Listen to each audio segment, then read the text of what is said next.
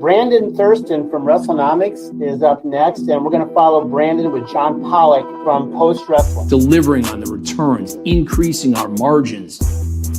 Ratings go down the toilet if I'm not here. All I do is simply put the math in my favor. We agree that Brandon and John do good work. The reason is simple wrestling economics. I've been told the Netflix numbers. I've been told the metrics a little bit, probably 5 different times. I still don't get it. There were respectable wrestling journalists who needed answers. Thank you very much, members of the media. I hope you all go to hell. How about we pop a number right here, right now?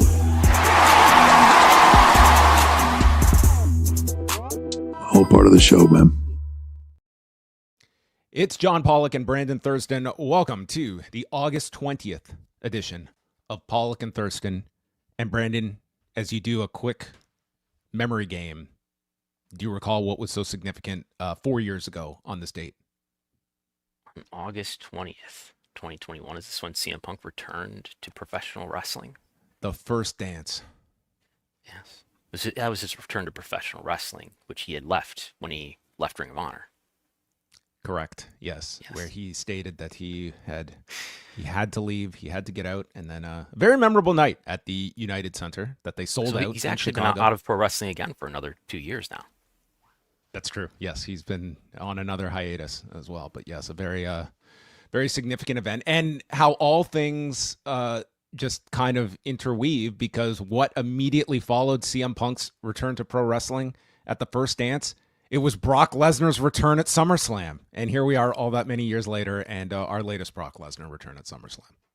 The similarities in life just keep happening. Things that are like other things, they just continue to coincide. Yeah, with the same characters, yes. Yes. On today's show, we are going to be going through a lot of interesting topics, not the least of which the source of our fine graphics that, I mean, Brandon Thurston, he's been doing a really big flex of late with. I want to make it clear, I have no contribution to these graphics. This is all the work of Brandon Thurston that have been outstanding of late. I think this is potential t-shirt material, but I think we'd be walking into a lawsuit if we so chose to. Yeah, I'm hesitant to put too much attention on it because I don't want to get a cease and desist from Parker Brothers or any other board game organizations. But yes, we will be discussing what monopoly power means today, perhaps. That's just what it is. I mean, it's an eat what you kill world. Which is now officially his catchphrase when it comes to our soundboard, or when it comes to profiles on Mark Shapiro in the Wall Street himself. Journal. That was the deck. That was the deck for the Wall Street Journal profile on Mark Shapiro this past week. Are you secretly an editor for the Wall Street Journal? You know what? If I was, I would disclose such a thing. But I have no connections to Joe Palazzolo or anyone over at the Wall Street Journal, who also, did you see news story this morning? No. McDonald's is lowering their prices on select combos. Why would they do that? I guess people are not buying. I guess there are some McDonald's retailers that have priced certain combos as high as $18. Could you imagine? I can't imagine going to. This is an exclusive from the Wall Street Journal. I see. Oh yes. yeah. This is not just them. They were right at the front of this. This is probably a big story in McDonald's world, to cut combo meal prices after convincing franchisees. All right. Well, it's tough economic times for people. So if you're going to get your fast food, maybe you need a discount. Well, later we are going to talk about WrestleMania attendance, always the source of much consternation among many. We're going to talk about the G1 Climax. It is over, 19 events. How did this year's tour hold up to past years? And we're going to take a look down the rabbit hole of G1s of the past decade. Triplemania 33 occurring at Arena Ciudad on Saturday, broadcast on YouTube. What records did they set? What records did they not set? We will go through. We'll do some fact checking, and as well, we will start off with the WWE. And are they intensifying this war with AEW? I know that Nick Khan, he has famously said, I'm like we're the leaders in the race. And when you're in a race, you're you don't blinders. look sideways like a horse. You just look straight. Never focus on a competitor. You've never been known to do that. No, they're not looking left and right at the pay-per-view options on September 20th. They are not Pay-per-view is looking dead. at pay-per-view, very antiquated, except for this past Saturday when they had to promote UFC 319. But we are going to start off with the latest. So last week, well, we're going to have to take people, get everyone up to speed here. So last week, as we spoke about on the show, Brandon and I had reported that WWE was planning for a premium live event September 20th in Indianapolis, Indiana. Here we are a full week later. They have still not announced this show. So we are now exactly a month out from this event that is going to take place in Indianapolis. Dave Meltzer had further reporting that, at least as of his reporting, the match that they were earmarking for this show would be John Cena and Brock Lesnar. So a very big match to attach to this show.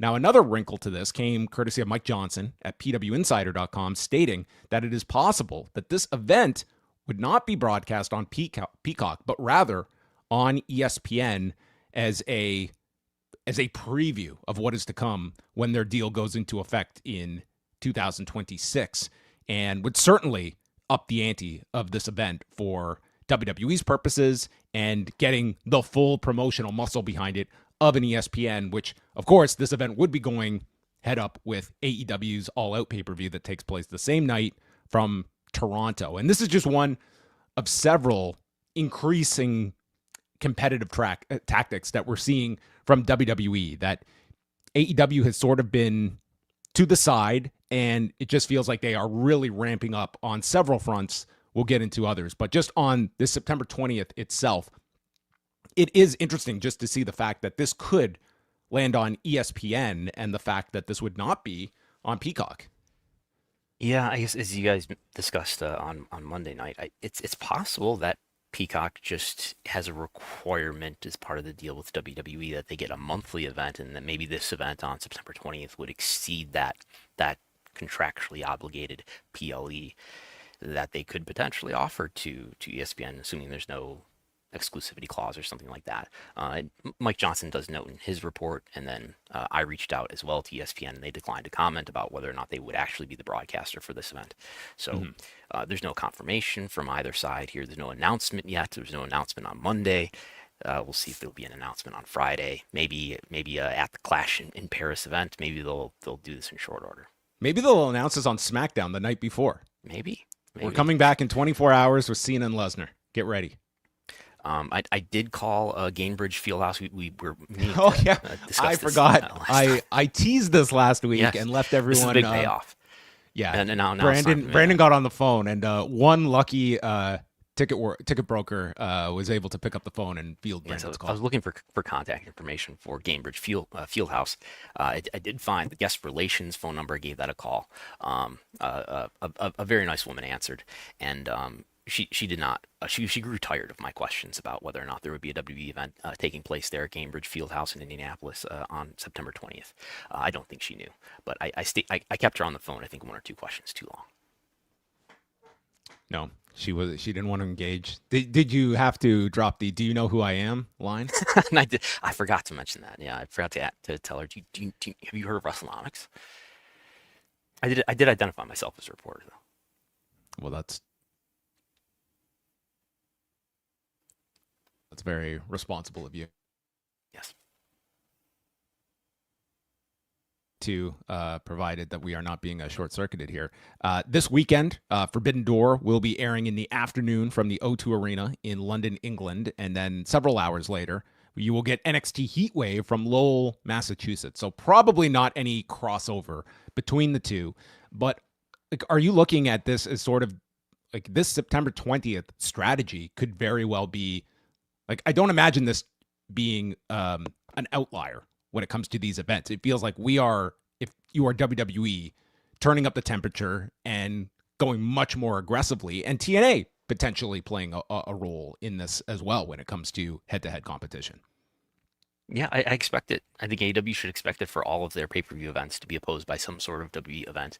And we're seeing, I think as we talked about last week, the September 20th show is a big step up in terms of them opposing AEW pay-per-view with a main roster PLE. So they're, if anything, just getting more aggressive with trying to oppose at least the AEW pay-per-views. And I think we're going to talk too about the speculation or rumors that, or reports that TNA is at least considering a move to Wednesday nights.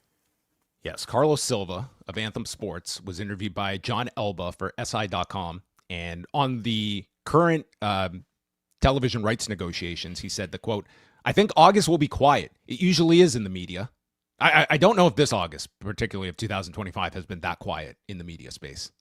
It's been pretty robust." He says that hopefully we'll work through a few things, move the ball forward a little bit in August, and then I think in September, October, as we get to Bound for Glory, that would absolutely be the goal, to try and get it done by then, or certainly, if it's not done, have it agreed to. Now, on the subject of potential partnerships with A&E or CW, Silva told Elba, "Oh, absolutely," in regards to talking to them. Yeah, all of those and more, where we got to navigate all of these properties that have other properties, and where are they all in their renewals? I mean, it's a chessboard, puzzle pieces, and media rights when you're doing these deals. And so it's about timing. It's about who's coming, who's going, and where the slots are. And certainly our job, and I think we did it in such a big way at Slammiversary, is to keep putting out a great product and create buzz. If it creates buzz, then properties are going to want you. Now, in a further report by John Elba, he had reached out regarding the potential of Impact Wrestling being moved to a Wednesday night slot that would go head to head with Dynamite. And in Elba's reporting, it was not denied that that could be a potential landing spot for Impact, which, I mean, if you're looking at this larger game at play, it certainly fits into that. And TNA basically representing almost like a surrogate to WWE. It does have its independent ownership, but I mean, even that is certainly being brought up now in further reporting from Dave Meltzer about whether or not WWE has kind of a deal similar to what we saw with a lot of the European groups, that there's a time frame. They would have a right of first refusal, or at least a window of which they could purchase TNA if they wanted to move forward with that option. Right. There's at least some rumors or speculation that Lorenzo Fertitta would become the owner of TNA, who is, would you call him a founder of UFC? He's no longer involved in UFC, right? He sold not out a founder. Him and his brother came on board in 2001. Yeah, right. And purchased the company from Semaphore Entertainment Group. Right. So could we be that far away from Joe Silva booking TNA? That would be ideal, right? He get Booker of the Year awards again. No, I think, we could end up seeing TKO acquire TNA, which I think raises antitrust concerns, among other things. Or I think even if just someone who's aligned closely with them, known to be aligned closely with Dana White, for one thing, was in control of one of these companies. That's pretty clearly the number 3 company in the U.S. I think that raises a lot of questions about how much power WWE is consolidating in wrestling, in particular to oppose and to compete against AEW. What's the benefit to WWE to put TNA against AEW? It's to hurt AEW, I guess, because is there really anything else that they're gaining? If you hurt, it's going to hurt TNA to go on Wednesday night, right? But it does help TNA to be on. Let's say if they get on CW or A&E, that's a better network to be on than Access TV, and they would probably end up with higher viewership, even with the impact, no pun intended, of going against Dynamite. Yeah, I mean, in theory, certainly if they land on CW, I think that's a major upgrade for them. A&E is less of a sure thing, especially with wrestling competition, but I still would view this overall as a net gain for TNA. That is sort of, they have been in their slot for this amount of time. And I think if we look at this strategy throughout the year, it has not been to position WWE opposing AEW. It's been NXT as the opposition, and that has not really, bared the fruit that I think they anticipated. And so we insert a TNA. Again, this is more so a discussion of like AEW is in this lower tier and not this is not WWE necessarily going right after them, at least on a weekly basis, but this pay-per-view on September 20th certainly is our first example of like a big main roster show to oppose AEW. Like just on the pay-per-view front, because TV is separate. Like if you are AEW, we do have the precedent from All in Texas when Saturday night's main event was added to the schedule. They moved it to the afternoon. They still went against an NXT show, but a lot less competition than a Saturday night's main event. They're going to have long enough. They won against Saturday night's main event. That's right. You know what? We did get an hour of overlap. Those shows were head to head. In the big main event was head to head with Saturday night's main event. That is true. So there was overlap. If you are looking at September 20th, like what is your move if you are AEW? Is it, listen, we can't just be bouncing our shows at the whim of WWE's schedule? Or is this, like a WWE event on ESPN, like that is going to hurt their pay-per-view. I don't know how much, but it will have some kind of effect on it. Like what is the move here? And like you need to kind of come up with a strategy if you're AEW, because again, I don't think this is going to be just an issue to get through in September. I mean, if this is effective, I think that is something to expect moving forward. I was thinking with Forbidden Door is going to start at 1 p.m. Eastern time because it's in the UK. I think they should consider just having the normal start time for their pay-per-views being around like 3 o'clock p.m. Eastern time, because the show's going to go some 5-6 hours. So that way you're ending at a decent hour. And I think it would put WWE in a weird spot about deciding what time to start their shows at. Do you want to start, or are they going to push a main roster PLE to start at that time to run head to head? I think it would put WWE in a more awkward spot in terms of trying to position the strongest competition against the pay-per-view. And I think there's just inherent benefits, regardless of any of that, of starting those pay-per-views at an earlier hour. Yeah, I don't discount the idea of, like there's certainly a lot more wiggle room when you're just on streaming of when you can start your shows. But to that point, like the thought always was with pay-per-view that would have more of an effect. And it really, like we have not seen any, concrete evidence that it's hurt any of AEW's pay-per-views, like All in Texas. Will some of their smaller shows, does that matter, the start time? To your point, I think like it could almost be a benefit when you have these lengthier shows, and an afternoon start time is a lot easier for people rather than shows that are going to midnight on. I would think about more so the end time than the start time, right? Would you rather have a show that ends at like 12:30 at night, or would you rather have a show that ends at like 9:30 at night? I want to read you this one excerpt from the Observer last week. This is in regards to the whole TNA situation with WWE, and this is Dave Meltzer's reporting. The idea is that anyone who buys, that being TNA, would do so with the idea of being friendly with WWE, not with the idea of being an enemy, and that if they can get a media rights deal, the company goes from a money loser to a turnkey profitable company. But if they aren't friendly to WWE, they aren't getting the company. A key is this also is to WWE's benefit not to buy, because that's likely why Philippe was a big part of the AAA deal. TKO just went through a major lawsuit. Having a monopsony was a huge part of it, and it cost them $375 million so far, and will likely cost more with 3 other suits ongoing.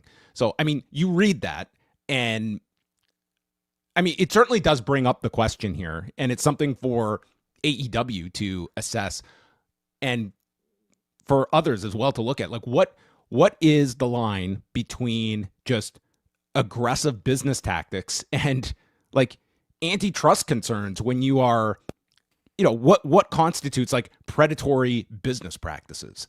I mean, head-to-head shows, whether it's like, we don't know if any of these new deals have any exclusivity clauses written into them, because that was, and you are coming off the MLW precedent where it was at least enough that TKO wrote a check to make that lawsuit go away over antitrust concerns. Yeah, I think there's a number of factors here. Now, I'm sure, Lord knows TKO has a legal team that I'm sure is highly aware of antitrust concerns, given UFC's issues, given WWE's lesser but still having issues with the MLW lawsuit that did cost them $20 million to settle at the end of 2023. I think I don't think that the head-to-head competition, targeting WWE's biggest shows and putting WWE content against it is necessary. It's definitely not like illegal conduct. Maybe it's part of a narrative that you put in a lawsuit if it comes to it, but I don't think that's like the most egregious thing or most helpful thing in terms of making a case against WWE for antitrust claims. I think you look at the diversity of partners that WWE has, and if you lump UFC in there too, they're covering almost every major media partner that one could potentially make a TV deal with. And I think the U.S. wrestling TV business would be the market that you would define, and it is in fact the market that MLW did define in their lawsuit, where, to be clear, MLW did not prove their claims, but they did survive a motion to dismiss brought by WWE, which led to discovery, and after discovery started, there was a settlement of $20 million. Brandon, we're getting some feedback on your microphone. Should I? I'll just re-enter. Okay, sounds good. Yeah, we do want to talk a little bit about the MLW suit, which again, that was settled, and it was later revealed to be a $20 million settlement that TKO agreed to. MLW had alleged that the WWE violated the Sherman Antitrust Act with MLW's allegations, including accusing WWE of interfering in two media rights deals, one with Tubi and with Tubi, Vice, and then Reels as well, as Brandon rejoins us, and we are revisiting the MLW. Who could forget Reels? Reels is probably still out there. Am I sounding better now? Crystal clear. As clear as the difference between a monopoly and a monopsony are to everyone out there.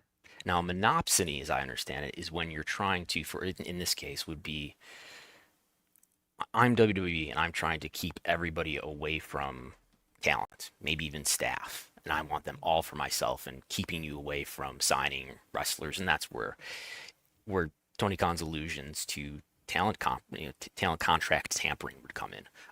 But the factors that I think are significant for a potential claim of antitrust by perhaps AEW against WWE is you look at the diversity of partners that they have, not only WWE, but if you're looking at the entire company of TKO and you bring in UFC, you can look at the partnership that they have with Paramount. But aside from that, they have deals with NBC Universal / Versant, which is not a prescription drug, but is a media company that's being split off from NBC Universal, as well as ESPN, Disney, Netflix, Tubi, where Evolve is a Fox property, A&E, CW, which is owned by Nexstar. There's very few media companies that leaves on the table. WBD is one, which AEW of course has a deal with. There's Amazon, which AEW has a pay-per-view deal with at least, but it just sort of closes in the number of options that a potential competitor who wanted to strongly compete in the market with WWE could make.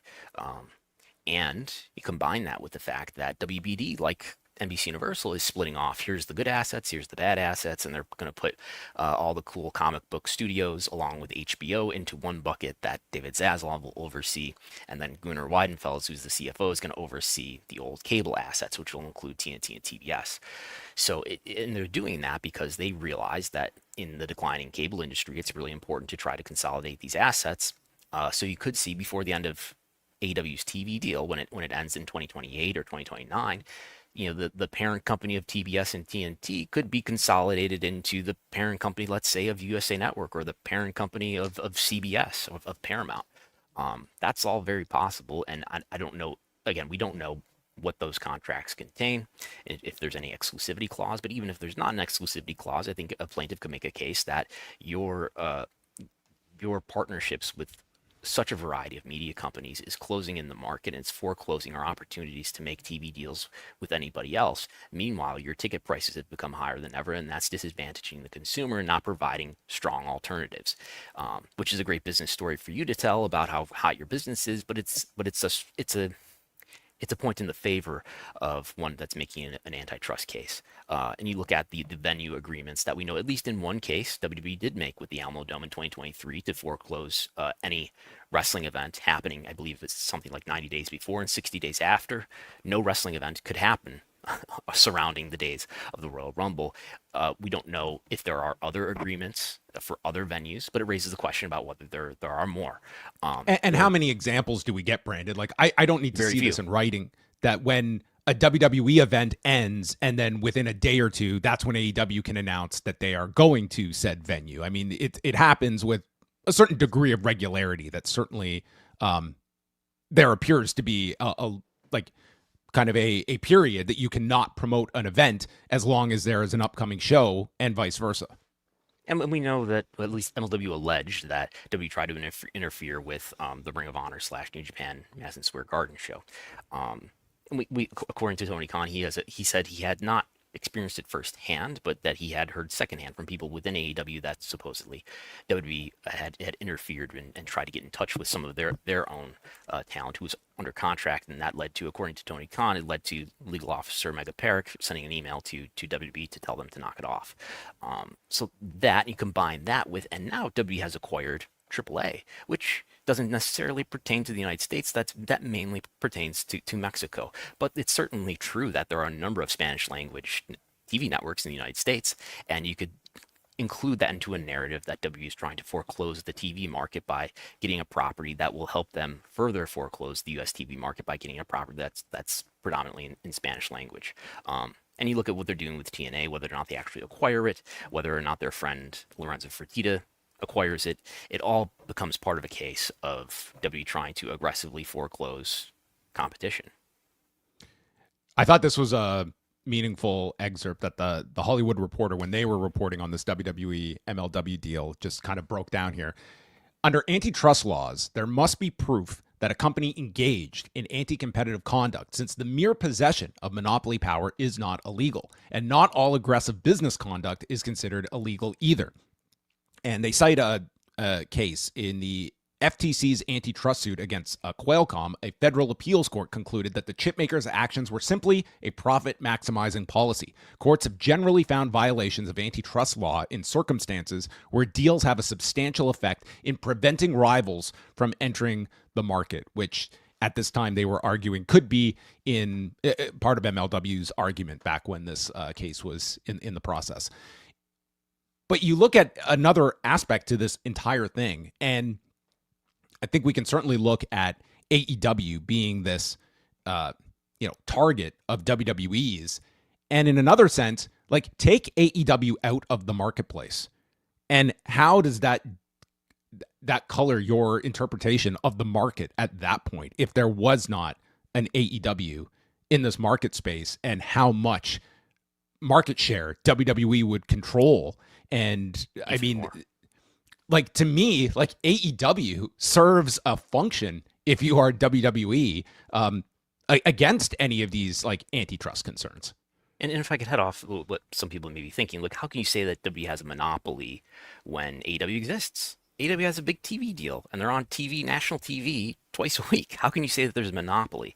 And if we're thinking about the word monopoly, just mean that you entirely control the market, yes, WWE does not have a monopoly. But that is a different thing from saying they're violating the Sherman Antitrust Act or the Clayton Act or something like that, where you're doing things that violate those laws that are supposed to protect competition. So it's entirely possible that WWE could have monopoly power, and in fact, that is what MLW alleged. And they could be causing antitrust damage, injury to companies, including AEW. And I think the MLW lawsuit's existence just creates a lot of precedent, and it makes the case that was viable enough to overcome a motion to dismiss. It defines what the market is, and a judge agreed that is a plausible market. The judge did not decide on whether or not WWE actually violated antitrust laws, but did decide that MLW's case was strong enough to continue being litigated, and because it was surviving, it got settled.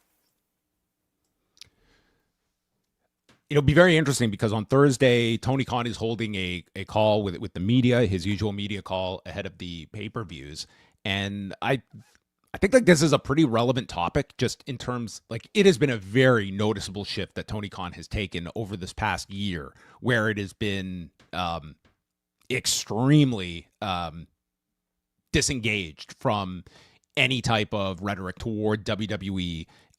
Like, you have seen a much which I think is good.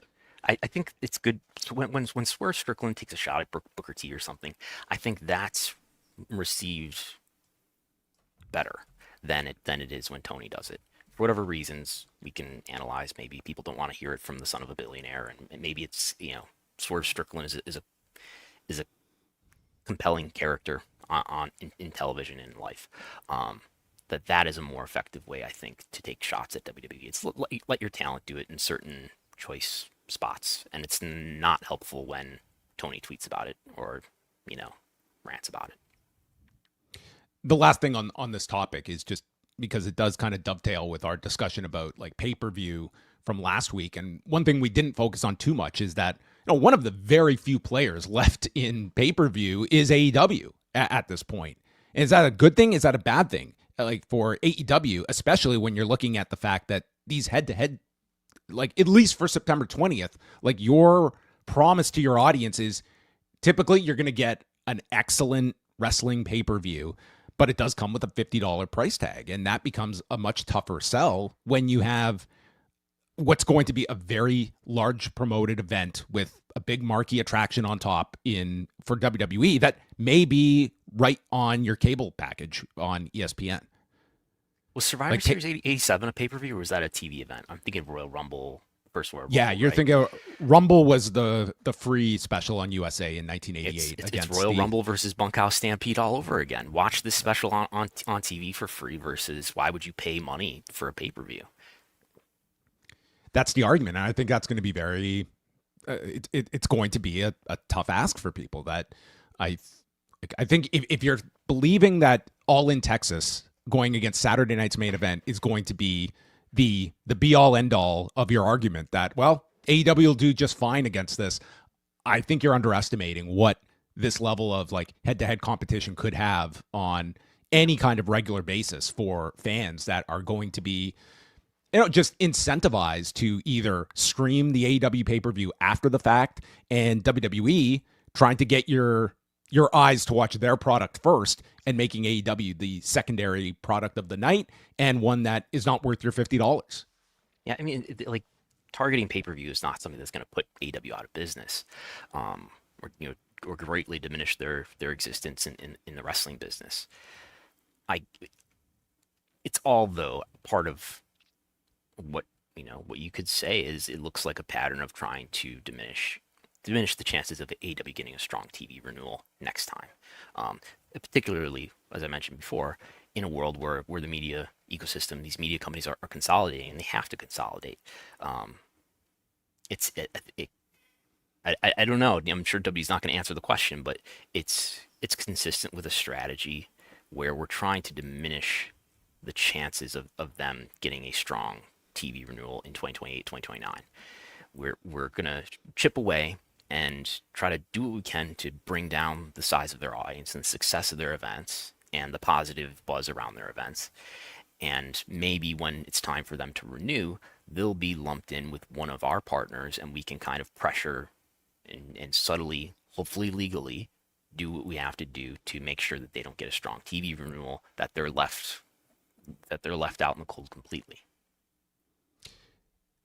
When we were first looking at this WWE-TNA relationship, I mean, a question we kept coming up with was, what is WWE buying if it gets TNA? Like, what is the value of actually buying TNA?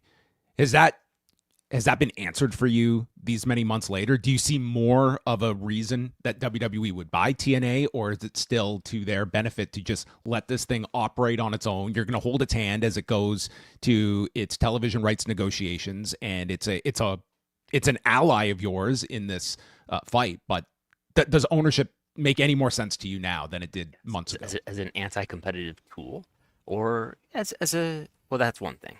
As the value that AAA has, both probably as an anti-competitive tool, but also as a place to develop talent or recruit talent, or and foreclose the world in which talent is getting paid, right? So we can better control those talent costs. And I think that's, if I'm just thinking of shareholder interest, the greatest interest in all of the world, you do see in TKO's filings when they talk about WWE's profitability, you see them talking about, I don't know if they're using the language talent costs itself, but something that encompasses that. I'd have to look it up, but I'm sure they're bearing a lot of extra costs because they've got another, heavily financed company that they're bidding for talent against. And if they want to bring down those costs, the best way to do that is to make that competitor disappear. Let's go to the Las Vegas Stadium Authority. Okay. Love everything that ends with authority at the end of it. And this is the authority when it comes to WrestleMania attendance from earlier this year in Las Vegas. 2 nights. What was discovered, Brandon? As expected. So this is a government-created entity to oversee Allegiant Stadium, which of course is where WrestleMania took place this year.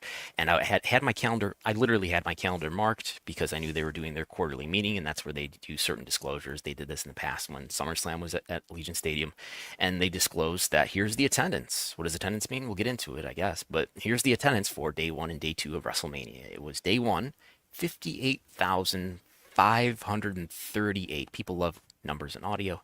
And Sunday, 60,103 is what they disclosed. How do these numbers compare to the numbers that are out there? Well, they're close. WWE announced slightly bigger numbers by a few thousand. WrestleTix estimated numbers that are right in the middle. I don't know if I should say all the numbers, if they'll just go, pass right through people's ears, one side and not the other. But we're looking at a difference in, like, the difference between what the Las Vegas Stadium Authority put out versus the WWE publicized numbers. It's enough in the margin that if you wanted to look at, like, were suites included, right. I mean, it's not the attendance inflations of the past where it would be, we'd be literally talking about like 10,000 in a difference. It's like within like a margin that, like, this is not any kind of like gross overrepresentation of the show's performance. The infamous heartbeat count that I reported on a couple of years ago may not have been the strategy here. It is, as you said, it's close enough that I can't say that suites don't just make up for this difference, and I don't know if suites are included in any of these numbers. Well, I can tell you that they're almost certainly not included in the WrestleTix number, which is just an analysis of the seats that are on the map, and suite seating is not on the map. Could Bret Hart have gotten a seat at this WrestleMania if he had attended? One would hope. Okay. One would certainly hope. So did we learn much here? Did we learn that, that WrestleTix, I mean, in terms of the Saturday and the Sunday difference, across these 3 sources, the Las Vegas Stadium Authority, WrestleTix, and WWE are pretty consistent. They're about, Sunday was about 2 or 3% higher in attendance than Saturday. So I feel that WrestleTix was pretty accurate. WWE, at least on a relative basis, was pretty accurate if they included suites or not.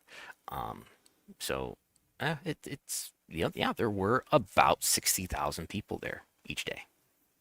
And they also promoted the fact that on the first night, 81% of attendees were from out of town, 84% out of town from night 2 as well. So, and that brings in hotel revenue, which is very important to the Las Vegas economy. Yes, as was noted this week, the AP had a story that tourism in Las Vegas is slumping this summer. It reads, with resorts and convention centers reporting fewer visitors compared to last year, especially from abroad. And some officials are blaming the Trump administration's tariffs and immigration policies for the decline. The city, known for lavish shows, endless buffets, and around-the-clock gambling, welcomed just under 3.1 million tourists in June, an 11% drop compared to the same month in 2024. It goes on to state that the Vegas dip mirrors a national trend. The travel forecasting company Tourism Economics, which in December of 2024 anticipated the U.S. would have nearly 9% more international arrivals this year, revised its annual outlook to predict a 9.4% drop. Some of the steepest declines could be from Canada, the company said. Canada was the largest source of visitors to the U.S. in 2024, with more than 20 million, according to government data. So, what does this have to do with WWE? Well, a lot, because I think like this is a Las Vegas-based company at the end of the day, and one that has provided WrestleMania, which is on Easter weekend, we're able to generate these numbers, and then putting New Orleans to the side, carved out another 2-night WrestleMania for next year. Say nothing of the Canelo Crawford fight that's coming up in just a couple of weeks in Las Vegas at Allegiant Stadium. And maybe the biggest of all, realizing these numbers, they're bringing Worlds Collide to the Cox Pavilion the night before Canelo and Crawford. Yes. I mean, it maybe informs why W was willing to move a WrestleMania location after it was already announced. It raises a question about whether Las Vegas is paying maybe even more than $5 million in a site fee compared to that's what we learned that they paid this year for WrestleMania, just in a site fee, not to mention some tax credits that they got. Trying to find out. There are some records requests out to the LVCVA, which is a separate entity from the Las Vegas Stadium Authority. This is the Las Vegas Convention and Visitors Authority. Hoping to learn soon. They've been delaying in response to my records request, so we'll see what happens. Buried in this AP story might be the answer to all these inflationary issues. I laughed at this. Just off the strip, there's been no slowdown at the Pinball Museum, which showcases games dating back to the 30s. Manager Jim Arnold said the 2-decade-old attraction is recession-proof because it's one of the few places that offers free parking at admission. And in the best quote, "We've decided that our plan is just to ignore inflation and pretend it doesn't exist." Mm-hmm. Perfect. Jim Arnold has this all figured out. Yes. That's where I want to go, the Pinball Museum. See if we get Jim on next week. Yes. All right, so there you go. Let's move on to Triplemanía, which happened this past Saturday in Mexico City. And this was their follow-up show after Worlds Collide back in June. And now with Philippe in the midst of, well, we had a representative from Philippe showing up at the opening ceremony here with Paul Levesque and Shawn Michaels, Nick Khan. I was worried that, maybe they were all supposed to do this photo op, and then at the last minute, the representative for Philippe would have been pulled away and not able to do this photo. Yes, well, they're all in one place. Maybe they could have done a podcast appearance with us, like we had been promised. Don't accuse us of being petty. At least I'm not petty at all. But they put out this press release. Triplemanía 33, Mexican Lucha Libre promotion, AAA's largest annual event, became the most viewed and highest grossing Triplemania in event history. And this was issued on Monday, stating that the event was watched by more than 4.3 million viewers across WWE and AAA's YouTube channels in Spanish and English within the first 24 hours, with a peak live concurrent audience of 614,000. They announced an attendance of 19,691, and marking Triplemania's highest attendance, Triplemania being the highest attendance for any lucha show this year, and setting AAA's all-time gate record. And the event broke records for the highest ever merchandise sales in the company's history as well. So this was immediately fact-checked by Not several. So fast. Yes. Yes. The Cubs fan bringing some a healthy dose of reality to this press release, noting the fact that back in 2019, Triplemania had aired on TV Azteca, which had put out its own press release, which were well ahead of these numbers, that reached 4.1 million. Well, sorry, 4.1 million was the Triplemania number from this past weekend. That 8.2 million was the figure claimed back in 2019, which was a show that featured Cody Rhodes and Cain Velasquez, among many. Kenny Omega was on that show. The Young Bucks were on that show. And so, yes, this is not the most watched. And the claim here was that in history, the most viewed. So that Cubs fans' information there would contradict that. Yes.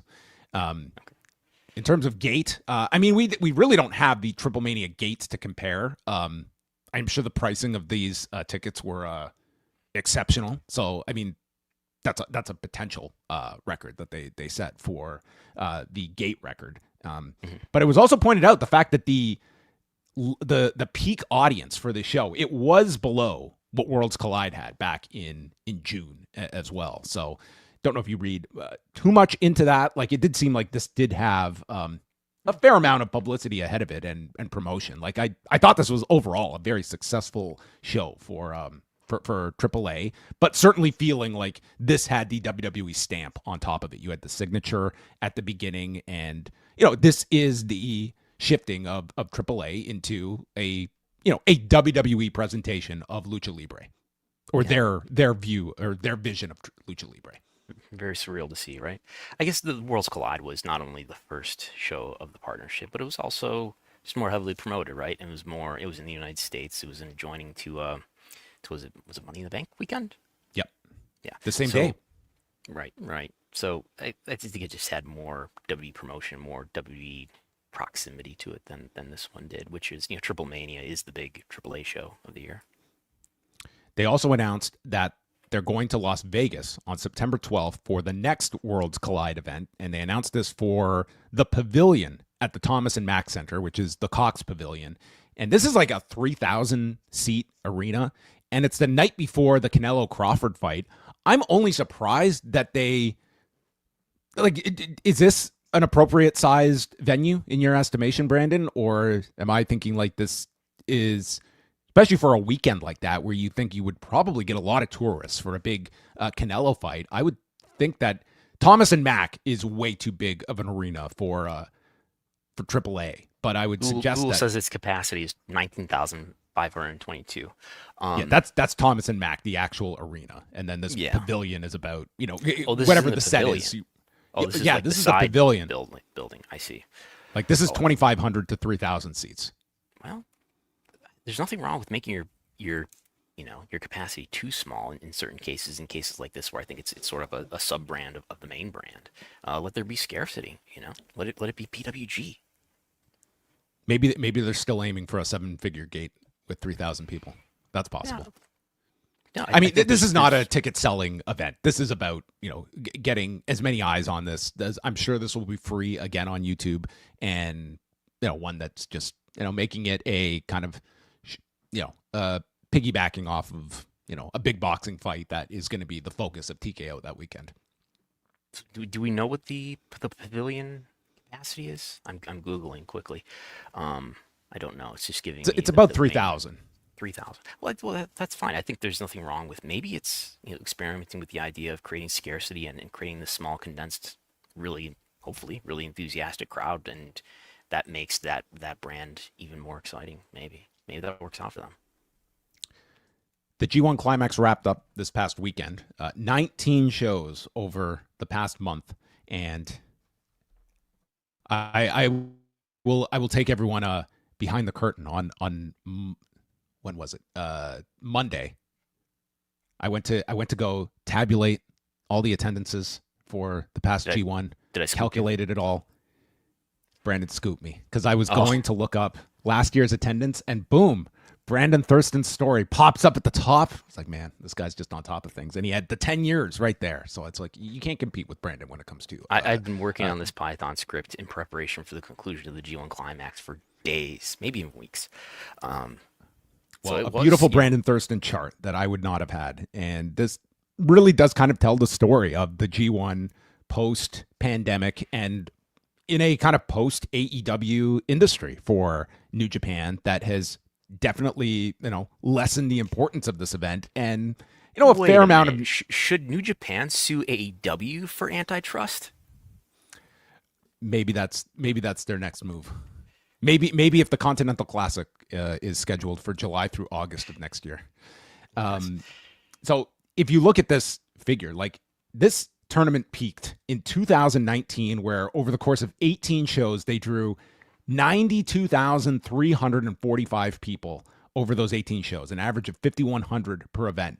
That number was down to 43,078 over 19 shows for this year's tournament. Like they have never recovered from where the pandemic took this down, and they have lost several of their major stars over the last couple of years, whether it be Okada, Ospreay, Naito. They're going to lose Tanahashi, but I mean, at the end of the day, like it's a cold product at the moment, and I think that was the general sentiment of people that watched the tournament this year. There was some great wrestling, but they don't have that star that is going to make a big difference here. And I think this attendance... Who won this tournament?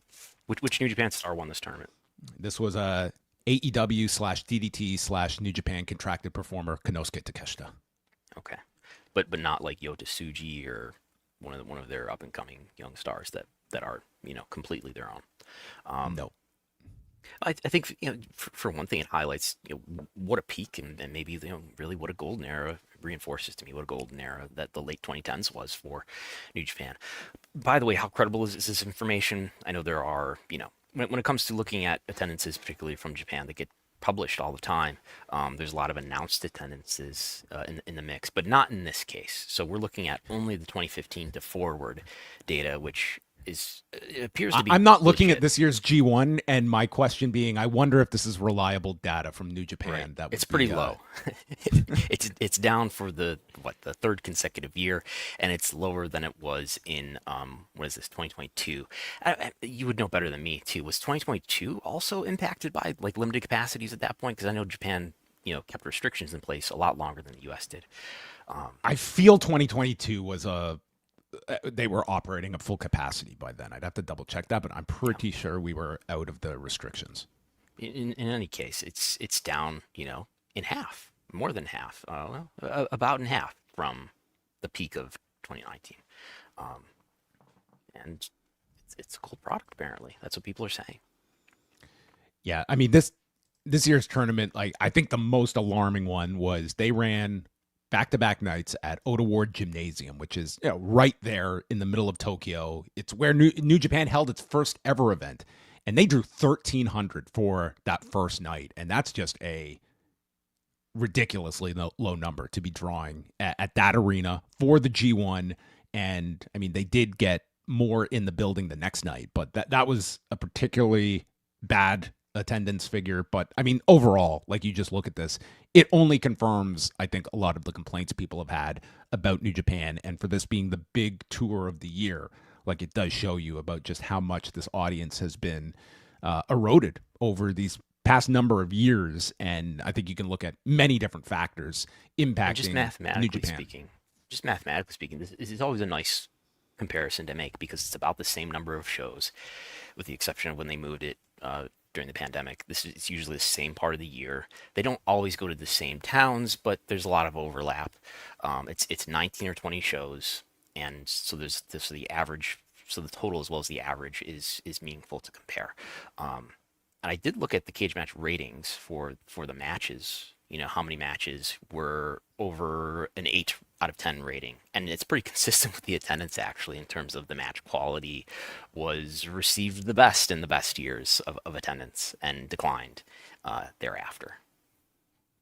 And you also looked at how Japanese wrestling companies have compared over the past year. And what did you find among the various companies? Who is up, who is down when it comes to Japanese pro wrestling, which is a lot less argument for antitrust practices when you have this many offices in varying degrees of full-time operations. Right. So we have New Japan, of course, is still number one, which should surprise nobody who's paying much attention to the Japanese wrestling business. And what I tried to do was, so we have, by the way, I pulled all this information from Cage Match, but I believe, by way of this originally comes from the companies themselves. So we should preface this with there's various degrees of honesty that we believe that are in these numbers, right? So I think New Japan and Stardom, because they're owned by publicly traded companies, are fairly honest. I'm not sure about DDT or Noah, which are owned ultimately by publicly traded companies, also in the form of Cyber Agent. But I do believe that, say, Dragon Gate is exaggerating their attendance more than New Japan, for instance. But let's just keep that in mind. But okay, let's look at the numbers. And what we find is, yes, it's still New Japan is still by far number one. They're more or less doubling everybody else in terms of average attendance. In terms of total attendance, we've got almost a complete data set in the events where we did not have a data figure. I just plugged in the median to try to get an idea of what the total was. The timeline for this, by the way, is the trailing 365 days. And what we find is, the number two in terms of total attendance, according to their announced attendances, is Dragon Gate, about half of what. Just over half of what New Japan is, with 35,000. In terms of average attendance, though, if we sort by average attendance, then we see that it looks like All Japan, according to their announced attendances, is number two at 788, followed by DDT, followed by Stardom, followed by Noah, followed by Dragon Gate. And then we've got a few more that I included here because we had enough data for them, which are Marigold, Big Japan, Ice Ribbon, everybody's wondering about, JTO, Just Tap Out, and of course, Active Advance Pro Wrestling. Yeah, which I have to just catch over up 100 on. fans per event. Yes. And this is only a slice of them. I mean, we could probably go into some like We could do random, more, but most of their events do not have either they're not running 20 events, or we don't have at least 50% of their events having attendance data to go along with them. Yeah. So I mean, it really does go to show you like the impact that a New Japan like still has, even with this like diminished decline. Yeah.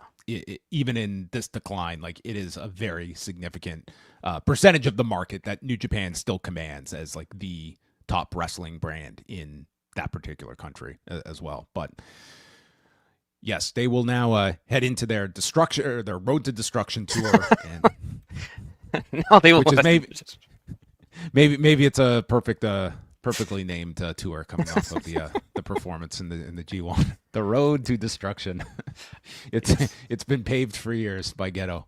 Yes. Ohio awarded $46 million in tax credits, and the pro wrestling companies receiving several of these millions from the Golden Trough. We have this listing in Cleveland.com that professional wrestling promotions AEW and WWE secured $2.1 million and $1.1 million respectively for their live events in Cleveland. And it states that the Ohio Motion Picture Tax Credit was established in 2009, and the program reimburses productions for 30% of their in-state spending. Awards are made twice a year with a cap of $50 million in credits annually. So this covers just 2025 and 2026, correct? It sounds to me like this is retroactive. Oh, it is retroactive. For events that have already happened, right? It's notable that AEW is getting more than WWE. I imagine it's just related to the volume of events that they did in the state. Yeah, they did. Just like a quick look here, they did a Dynamite and Collision on back-to-back nights in January in Cincinnati, and then held Dynamite in Cleveland earlier this month, while Raw, they did WWE did Raw back in February. They did a back-to-back with Raw and NXT in February, a Raw in Columbus on June 23rd, and SmackDown last month in Cincinnati, I believe. Are you doing this all off the top of your head? No, I have this written, and I just can't read my own writing here because I typed way too fast. Okay. But there you have it. So this would not include like the SummerSlam that WWE did in Cleveland. Yeah, that's what I was getting to. I mean, SummerSlam was there last year. I think that would reflect a pretty big tax credit. Yeah, but I mean, this is not like an insignificant amount that like AEW is getting for like TVs, for instance, that just going there. Like they've done no pay-per-views in Ohio over the past year. This is just for running your rank and file Dynamite Collisions, and they qualified for $2 million. Yeah, game changing. All right, some ratings notes for everybody here. Were there any other topics that we skimmed past? I think we have done all the topics so far, and now we can talk about ratings. All right, our favorite topic, SmackDown, was number one for the night on Friday night, as they were up against a slew of competitors, but this was their lowest figure in the 18 to 49 demo of the past 6 weeks. They did 1,430,000 viewers and a 0.35 in the demo. So that was down 27% from last week. Men in the demo were down 30% this past week. But all that said, summertime, it's WWE's for the taking, as they are commanding these Friday nights. They beat the NFL. They beat the NFL. Don't give me this talk about NFL being bigger than the WWE, okay? SmackDown number 1, NFL number 2. Confirmed. Yeah, the preseason doesn't hold a candle to SmackDown, even without John Cena and Cody Rhodes on the show. So it is true that SmackDown USA had a 0.35 P18-49 rating. Titans versus Falcons on the NFL Network, which I don't think has quite as broad coverage of households as the USA Network does, but nonetheless, did a 0.29 P18-49 rating. Preseason game. Then we have Collision the next night. Was a show that did 286,000 viewers and a 0.06. So this was not great. Saturday. No, not great. This was their lowest audience since March the 1st. They were up against the vaunted NFL preseason. They were up against a Major League Baseball game and the UFC 319 prelims. Yes. So I think we found even more counter programming for AEW here in the TKO family with these prelims from the weekend. This was a big drop, 32% in viewership from the prior Saturday night, and dropping to a 0.06, their lowest in several weeks as well. This was one where male viewership was kind of down significantly across the board, and it was just however you want to get to that. Like Collision sometimes can be very inconsistent in these Saturday night charts, and if you look at is more susceptible to what else is on as well when it's not kind of your necessarily destination show of the week. Briefly look at the quarters, that the trend was odd to the point it makes me wonder if they had a weaker lead-in than usual. They just started off at a much lower beginning audience than they normally do for this week's Collision. And then Raw on Netflix from a week ago Monday. So this was the week after the SummerSlam show. It ended up slightly down at 2.8 million views globally, which was still their second highest since June the 9th, behind last week's show following SummerSlam, 5.3 million hours viewed. It was 7th globally in the top 10 rankings, ranking 6th in the US, 9th in Canada among the 17 countries where it ranked. So that was Raw for the week, and those are your ratings notes. We have a super chat here, Brandon. We do. Let's tackle it. All right. Volcano Eruption. Thank you for the super chat. Do you have any thoughts on Dave Meltzer's breakdown of Raw getting less viewership than Dynamite? So here's how much viewership I think Raw is getting. So I'm estimating this based on what we know about the big premiere, and I'm just and this would be U.S. viewership, correct? This is my estimate of total U.S. viewership, based on how much it has declined from the first episode, which we do have a U.S. household number for, which I've just extrapolated the 1.37. As we all know, 1.37 people per household watch wrestling. It's been a pretty consistent figure on USA Network over the last several years. So I think they're doing somewhere around 1.6 million viewers, 1.5 million viewers. If we were to actually get these numbers measured by Nielsen, that's roughly where I would expect them to be, which means they are slightly down from last year. I've as I mentioned before here, I've spoken at length. Well, I've messaged at length with Dave about how to interpret the vaunted Raw Netflix data. Dealing with Raw on Netflix is unusual, not only because we're dealing with a global number, but because we're dealing with a program that has multiple durations depending on when you watch it. Why does that matter? Because this global views number that we look at is calculated simply based on dividing the hours watched, just the total number of hours that people across the globe have spent watching this show through 7 days, and then you divide that by the duration of the program, and that's how Netflix compares these programs in their chart. But again, most programs have a consistent single duration, right? It's, the season of Wednesday is 5 hours long or something, whatever it is. But Raw, which I understand when it's live, is about 2.5 hours every week now, right? Pretty much always 2.5 hours, give or take the odd time it may go a little longer. But yeah, 2.5. But by the time you watch it and turn it on Netflix the next day, it's much shorter because they've eliminated the commercials and everybody's on a different tier, whether they're on the ad tier or what have you.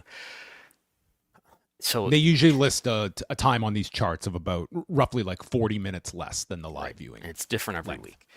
So, I did ask Netflix about this way back in February, and they explained to me that they use a blended, and I wrote about this at the time, that they use a blended views calculation, so that there are, in the example that they gave me, which was not a real example, but it was a hypothetical example. In the example that they gave me, they showed me they have 4 different durations, and then it all comes out, it all reconciles, which, in Netflix's representation of it, they're not cooking the books here. Now, I understand the math that Dave is doing. He's supposing that the duration that ends up in the Tutum chart is the lowest possible duration, because presumably it's removing all of the commercials. and you can't get lower than that, right? I don't know what we should do. What I've thought about doing is like, I need to record Raw, and I need to timestamp all the ads, and actually subtract that time out to see what is the lowest possible duration of Raw. If you're able to get a lower duration that is than what is on the Tudum chart, you can make this make sense. Okay. Yeah. Does that make sense for people? Probably does that not solve the but- controversy? No, but I think that's what it comes down to, because I think there is that discrepancy about the length of the show and how they arrive at the various things. They're not just using that one lowest length. They're looking at a multiple series of shows to account for various it's viewing really habits. counterintuitive and math intensive. Like, you would think that the longer the duration is, the more that would help the show, but it's really not. It doesn't help the final number. To get a larger global views number, it helps to have a shorter duration. It's something that I should do, and I've thought about doing this. Is like, I should find a way to live record Netflix's live broadcast of Raw, and then timestamp each of the ad breaks, and then mathematically subtract that out, and we would get a better idea.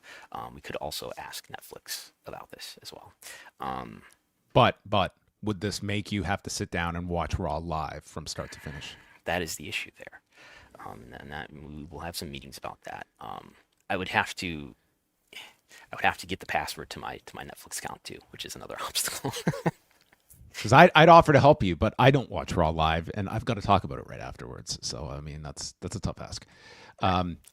Not so much a question, but Jared says that these low ratings on Saturday are the reason AEW Collision should move to Thursdays from now on. I mean, in a bubble, that seems like a meaningful move, but I mean, we've seen many examples of Collision airing on Thursday, and it's like the 2 weeks ago number on Thursday was actually lower than last week's Saturday night number. It's like the Thursday, it makes sense for other reasons, from just a scheduling side of things for AEW and being on the road. But in terms of the numbers, it's not like we have this giant discrepancy between Thursday and Saturday, that they are like, I think a lot of Collision, like, it's not going to be like, if you are the consumer of AEW and you're going to watch all 4 hours every week, great. But there's a lot of people who, like, Collision is definitely going to be their second priority of AEW, and it's going to be a show that sometimes comes at the whim of what other things are going on a Saturday night, and it's some weeks are more important than others that you're going to see this infrequency. And Thursdays, I don't think it changes that. Like, it's still not going to be this 1A, 1B to Dynamite. I think, if all other things are equal, and if you had, freedom to put it wherever, I think Thursday would be better, just because it's away from the Saturday shows and the WWE shows that are going to inevitably impact it. It might be away from some sports competition, even though if you move to Thursday, you are going against an NFL game during an NFL season. Although you are going against the least strong primetime weekly game. And you might not even have an impact to worry about on Thursdays soon either. That's right. And we didn't talk about Forbidden Door, but they are in Europe now. They're doing today's show is happening, I think, as we speak, in Glasgow. And Forbidden Door on Sunday, WrestleTix has it at 17,159 at the O2 Arena. So they will be sold out by the time this show takes place. They're right near full for this show, which is going to be among the higher gates in AEW's history. So it is the continued success of this Forbidden Door concept, even with one that has less involvement than past years of other promotions. Yes, the things that were behind the Forbidden Door are now in the main corridor. That's right. I mean, everyone has a key at this point. Everyone's got 24-hour access to inside the Forbidden Room. All right. You know what? I'm gonna throw in this other question because it was emailed to us, and we will give some priority to someone that went out of their way to email us. This was from Andy, who asked me and Brandon, do you think that ESPN made such a strong bid for WWE PLE rights because they already knew they would be losing the UFC rights? I don't think it's the case, but maybe you think if you take Mark Shapiro and Ari Emanuel at their word, they weren't set on giving everything exclusively to Paramount until the last few days. Yes. Once the merger was complete. Yeah. Which has raised eyebrows among some of how they pulled something like that off so quickly. Is this an Ari Emanuel conspiracy? There are conspiracy theories out there when it comes to all of this coming together. But I think in a perfect world, I think ESPN, they were not going to overbid. They're not going to overbid for any rights, whether it's Major League Baseball, whether it's UFC rights.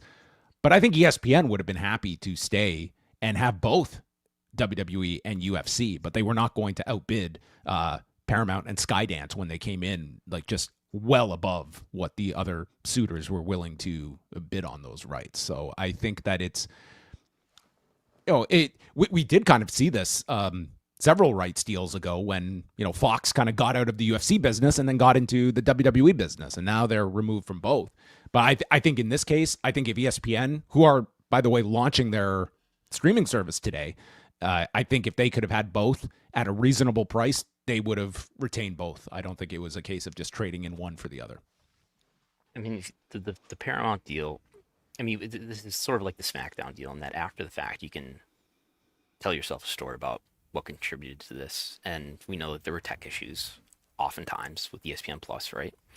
And it's really attractive to be able to get in front of the pay-per-view wall as long as they're making you at least whole financially, which, they got their rights more than doubled. So it sounds like they got a pretty good financial deal out of it. And you're getting the benefit of putting your most highly anticipated product in front of a much bigger audience than ever. That's Mark Shapiro's argument. It's not Dana White's. That's right. The pay-per-views business is still alive. All right. And we also had that note in the Wall Street Journal profile that Mark Shapiro would make a great chairman at Disney to succeed Bob Iger. A unified platform, more personalization, more customization. All I can say to that is I don't want to see Mark Shapiro leave us for Disney. Okay, that would drastically reduce my level of engagement with TKO and some. Well, he's in charge of ESPN, right? So it's not out of the realm of possibility. Oh, I don't think it's out of the realm of possibility at all. I'm sure this guy has his sights set very, very, very high. Yeah. All right, well, there you go, everyone. We're going to bring this show to a close, but thanks to everyone for tuning in live, for the super chats, for the emails, for people tracking us down. We always appreciate it. We're here every Wednesday, 1 p.m. Eastern time, and for more, to break down the numbers, see his wonderful charts, you can go to patreon.com/Wrestlenomics or wrestlenomics.substack.com. A lot of great stuff up over the last couple of days, including Brandon dissecting the Japanese wrestling industry for everyone's enjoyment. Yes. All that's there. You want to bring up just tap out attendance figures? Now you are armed for that next debate with your. If you want to know how many people are attending just tap out shows, and if you're not satisfied with what we showed you today, you can look at it more closely for yourself at patreon.com/Wrestlenomics. Yeah, you can also email him if you're a Dragon Gate fan and dispute Brandon's characterization of Dragon Gate possibly inflating its attendance numbers as well. You can find my work over at postwrestling.com. Tonight, I will be live with Way after AEW Dynamite from Scotland as they are heading into Forbidden Door. And then on Thursday, we're dropping a new Rewind Away at postwrestlingcafe.com covering the 2001 King of the Ring as Kurt Angle takes on Shane McMahon. We're going to talk about the Extreme Wrestling Bill that was passed in 2000 in the state of New Jersey and how Shane McMahon and Kurt Angle welcomed in that Extreme Wrestling Bill, which magically didn't apply to WWF nor the then thriving companies of ECW or WCW. So that will be on display on Thursday on Rewind Away. That is it for us. We want to thank everyone for joining us, and we will speak with you next Wednesday.